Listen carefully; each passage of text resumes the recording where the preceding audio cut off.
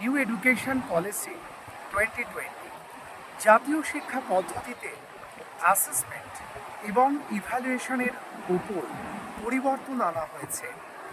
সামগ্রিকভাবে একটি কবিতায় এই অ্যাসেসমেন্ট এবং ইভ্যালুয়েশনকে তুলে ধরার চেষ্টা করা। স্বরচিত কবিতা মূল্যায়নের দিশা। কলমে আমি অরূপ সাহা। শিক্ষা ব্যবস্থায় প্রয়োজন ছিল পরিমাপ পদ্ধতির আধুনিকায়ন, জাতীয় শিক্ষায় নূতন পদক্ষেপ, ধারাবাহিক মূল্যায়ন। বছর শেষে একটি পরীক্ষা আর নয় সাফল্যের চাবিকাঠি। শিক্ষার্থীর সামগ্রিক বিকাশে হবে এবার মূল্যায়নের মাপকাঠি। লিখিত পরীক্ষার পাশাপাশি প্রজেক্ট, কুইজ, কার্যকলাপ। নিয়মিত অংশগ্রহণে শিক্ষার্থী পেরোবে সাফল্যের এক একটি ধাপ। হাতে কলমে শিখবে ওরা, কাগজ কলমে অনুশীলন। শিক্ষার্থী বিষয় কতটা বুঝল তার উপরে হবে মূল্যায়ন। মুখস্থ বিদ্যা আর নয়, মূল্যায়নে এবার সৃজনশীলতা। সাফল্য দেবেই ধরা যদি থাকে বিশ্লেষণ ক্ষমতা।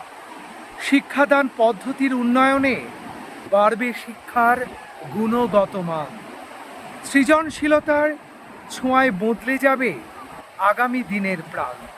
প্রকৃতির অলিন্দে শিখবে ওরা, প্রকৃতিকে জানবে। বনসৃজন ও বন সংরক্ষণে বিশ্ব উষ্ণায়ন থামবে।